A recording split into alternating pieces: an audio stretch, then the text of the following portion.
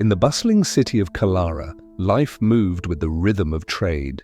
Merchants shouted their prices in crowded markets, coins clinked, children played, and travelers from faraway lands filled the streets. But among the noise and life of the city walked a young man named Jalen, whose heart was anything but free. He was not shackled by chains, nor locked in any dungeon. He walked wherever he pleased, ate what he wanted, spoke to whomever he chose, and yet there was always a weight pressing on his chest, an invisible hand gripping his spirit. At night, Jalen lay awake, whispering to himself, "Why do I feel trapped when no one has imprisoned me? Why do I feel caged when the world is open?" His family told him, "You are overthinking." His friends laughed, "What prison? You are as free as the birds in the sky." But Jalen felt otherwise. Something unseen was holding him, something he could not name. One evening, while wandering through the city's outskirts, Jalen came across an old hermit sitting beneath a withered tree. The man's eyes were closed, his breathing calm, as though the world around him did not exist. Curious and desperate, Jalen approached. "Old one," he said, "I need your help. I am free to move, free to live, yet I feel bound like a prisoner. I cannot see my cage, but I know it is there. What holds me?" The hermit slowly opened his eyes. They were sharp and clear, like stars cutting through fog.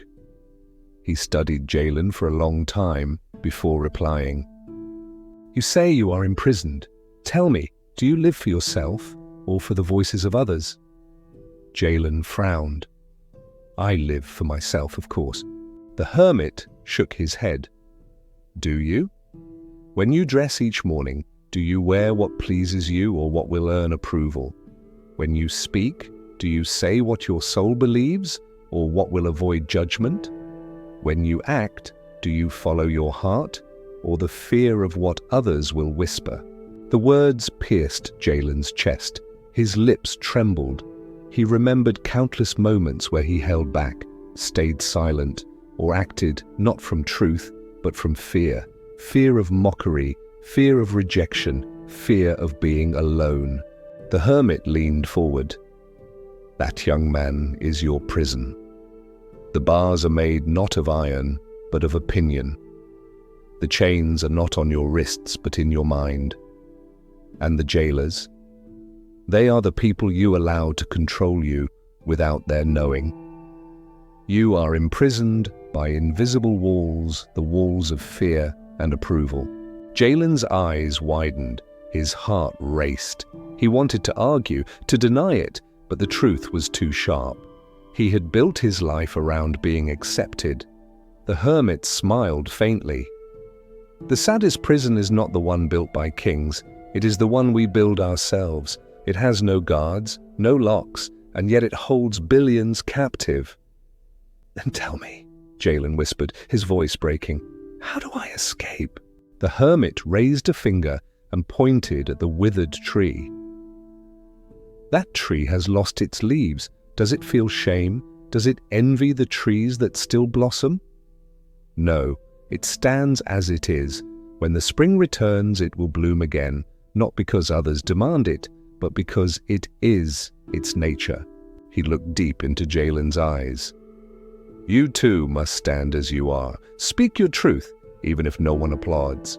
Live your way, even if no one approves. That is freedom." Jalen closed his eyes. For the first time in years, he felt the invisible chains loosen. He realized the prison door had always been open. It was he who never walked out. When he opened his eyes again, the hermit had already closed his own, drifting back into silence, as though the conversation had been only a ripple on the surface of a great stillness. Jalen bowed deeply and left. But he walked differently now, lighter, freer, as though each step was no longer weighed down by unseen eyes. And so, dear listener, the question is not whether you are free in body, but whether you are free in soul. How many times have you kept silent when you wanted to speak? How many times have you lived for applause rather than truth? If so, you may be in the same prison Jalen was, the prison without walls. But here is the key. The moment you stop fearing judgment, the walls vanish. The moment you live by your truth, the cage dissolves. Remember this, true freedom is not doing what you want, but being who you are without apology. Stay until the end of every story, for each one holds a key to unlock a different prison in your life. And if this story struck a chord within you, subscribe to the channel, share your reflections in the comments, and let others find the courage to step out of their own invisible cages, because sometimes the strongest walls are the ones we cannot see.